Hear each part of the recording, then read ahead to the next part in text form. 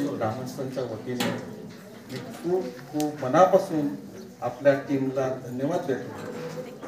इथे आमचे समीर केरटकर साहेब, प्रकाश नाईक साहेब, योगेश भिंगाडे साहेब, शशांक देशपांडे, दिनेश, कल्पेश, अमित, पल्लवी, ज्योती आणि कल्पना यांना मी माझ्या ग्रामस्थांच्या वतीनं मनापासून खूप खूप धन्यवाद देतो। आणि आपली उपस्थिती अशी प्रत्येक वर्षाला आपण 26 जानेवारीला उपस्थित राहून आम्हाला गोरगरीब जनतेला सहकार्य करावं अशी मनापासून अपेक्षा बाळगतो।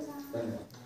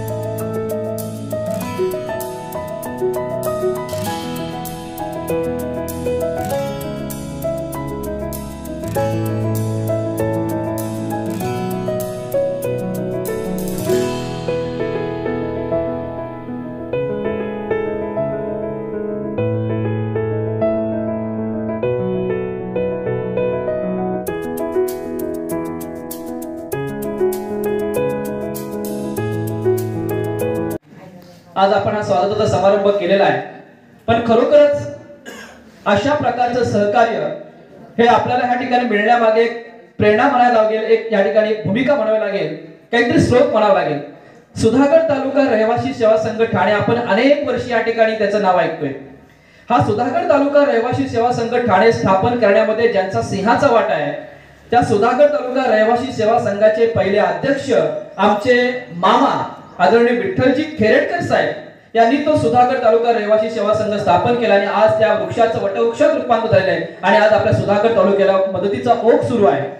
पण त्यांचे सुपुत्र आमचे बंधू समीरजी खेरेटकर यांनी त्यांच्या बॅच आज ते पालघर, डहाणू यासारख्या आदिवासी भागामध्ये गेली अनेक वर्ष या ठिकाणी मदत करत आहेत। लक्षात ठेवा की या विद्यार्थ्यांना, ते विद्यार्थी म्हणून म्हणतोय ना, त्यांना जाणीव आहे की आपण शिक्षण घेत असताना कशा प्रकारचे आपल्याला अडचणी निर्माण व्हायच्या। आपण शिक्षण घेत असताना कधी कधी काही मुलांना पेन, वही मिळत नव्हती, दप्तर मिळत नव्हतं, कपडे मिळत नव्हते, चप्पल मिळत नव्हती, छत्री मिळत नव्हती। मग अशा विद्यार्थ्यांची जाणीव ठेवून ह्या विद्यार्थ्यांनी ते एकत्र आले आणि एकत्र येऊन की आपण जशा प्रकारे शिक्षण घेतलं तसे इतर मुलांना शिक्षण घेण्यात कुठल्या अडचणी येत असतील तर त्यांना आपण शैक्षणिक सहकार्य करावं म्हणून या उद्देशाने ही बॅच आज या शाळेमध्ये, आपल्या शाळेमध्ये आलेली आहे। खरोखरच आपल्या शाळेचं भाग्य उजळलेलं आहे, या विद्यार्थ्यांचं भाग्य उजळलेलं आहे की अशा प्रकारची मदत त्यांना यांच्या माध्यमातून मिळत आहे। मी या ठिकाणी तुम्हाला सांगू इच्छितो की शासनाकडून जे काही वेतनेतर अनुदान मिळतं ते वेतनेतर अनुदान 2005 पासून पूर्णपणे बंद आहे, 12% अनुदान।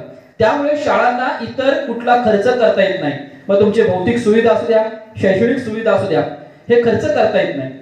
मग आम्ही काय करतो की अशाच प्रकारे तुमच्यासारखे देणारे देणगीदाते, दानशूर माणसं, शाळेला असणारे आधारस्तंभ यांच्या माध्यमातून आम्ही मदत मिळवण्याचा प्रयत्न करतो की जेणेकरून या आदिवासी विद्यार्थ्यांना, या दरिद्र कुटुंबातील किंवा गरीब कुटुंबातील विद्यार्थ्यांना त्यांचा हक्काचं मान मिळावा, त्यांना हक्काचं शिक्षण मिळावं, यासाठी तुमच्यासारखे लोक सहकार्य करत असतात। म्हणूनच आज आमची शाळेची भरभराट आहे।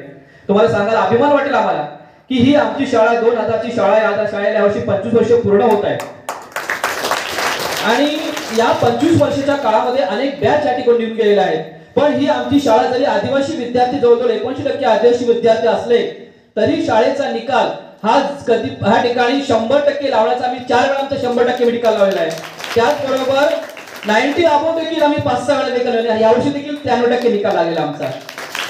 म्हणजे निकालाची परंपरा ही आम्ही टिकून ठेवलेली आहे। या ठिकाणी आम्हाला मोलाचं सहकार्य ग्रामस्थांचं असतं। वाघोशी सर्व ग्रामस्थ आम्हाला वेळोवेळी सहकार्य करतात। आमचे मुख्याध्यापक राजेशजी गोळे सर हे तर फार आमचे एकदम म्हणतात ना की शरीरातील पाठीचा कणा येतो आमचा, आणि त्यामुळे ते आम्हाला त्या ठिकाणी प्रत्येक वेळी प्रोत्साहित करतात, प्रमोट करतात, आणि म्हणून आम्ही या ठिकाणी सर्व शिक्षक या ठिकाणी मेहनत घेऊन विद्यार्थ्यांना घडवण्याचं काम करतो। पण हे घडवत असताना आपल्यासारख्यांचं सहकार्य असणं गरजेचं आहे, आणि ते सहकार्य तुम्ही आमच्या एका फोनवरती आम्हाला या ठिकाणी उपलब्ध करून दिलं, त्याबद्दल मी या ठिकाणी मी शाळेच्या वतीने तुम्हाला प्रथमतः धन्यवाद देतो या ठिकाणी।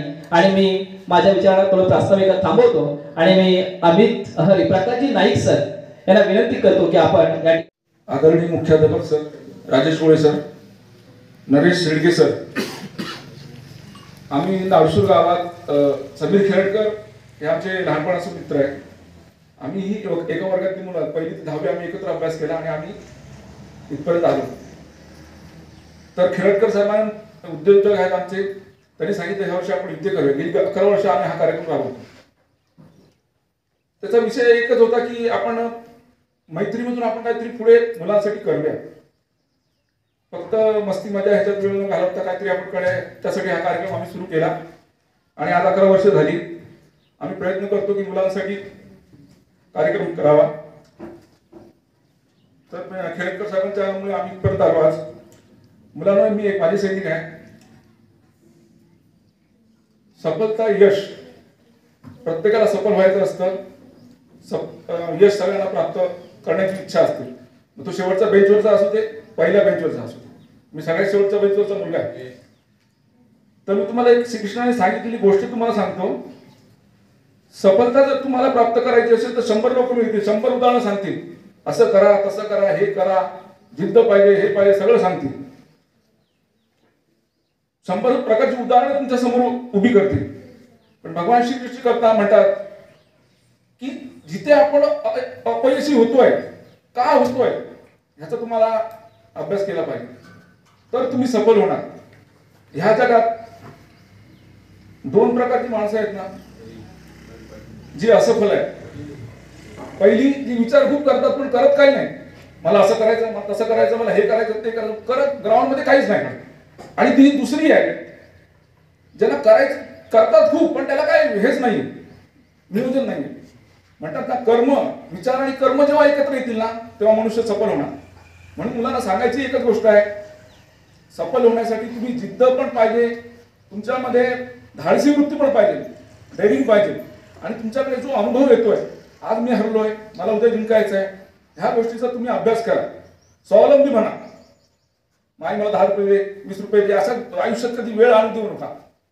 समजता ना, स्वप्न मोठी बघा आणि चांगलं बनण्याचं आहे। ह्या मातीसाठी आपण आता दरवर्षी आम्ही ठरवलं की नाही, माझं काहीतरी ऋण आहे देशासाठी, मातृभूमीसाठी, तर ह्या गोष्टीचा नेहमी विचार करा आणि असं काम करा। आज सगळे आम्ही एवढे वर्ष एकत्र आहोत। कृष्णाने सांगितलं मैत्री सगळ्यात मोठी जे नातं आहे ना, कृष्ण सुदामाचं नातं बघितलं ना, मोठे झालात तरी आपल्या शाळेला विसरू नका, आपल्या आई वडिलांना विसरू नका, आणि यशस्वी व्हा। कधी गरज पडली, काही पडली तर आमची नेहमी तयार असतो। आम्हाला फोन जरी आला तर आम्ही मदत करतो, कुठलाही मुलगा असू दे की बाबा असं आहे मला खरंच। त्यामुळे प्रत्येकाने सफल होण्याचा प्रयत्न करा। कोणी मला देईल आणि मग मी पुढे मोठा होईल नाही, भगवंताने एक गोष्ट दिली बघा, हा सगळा उभा आहे ना, मी हात काय सगळं दिलेलं आहे, तर ह्याचा असा उपयोग करा। विचार 2 माणसं बघा, एक यशस्वी आहे सकारात्मक माणूस आणि नकारात्मक माणूस। तुम्ही नकारात्मक माणसाच्या बाजूला बसला ना तर तुम्हाला नकारात्मकच सांगणार त्या गोष्टी। त्यामुळे कुठल्या माणसावर राहायचं आहे आणि कुठल्यावर नाही राहायचं आहे ह्या गोष्टी तुम्हाला कळल्या पाहिजे। त्यामुळे जिद्दीने मोठे व्हा, चांगले व्हा आणि यशस्वी व्हा, एवढं सांगून माझं भाषण संपवतो। जय हिंद।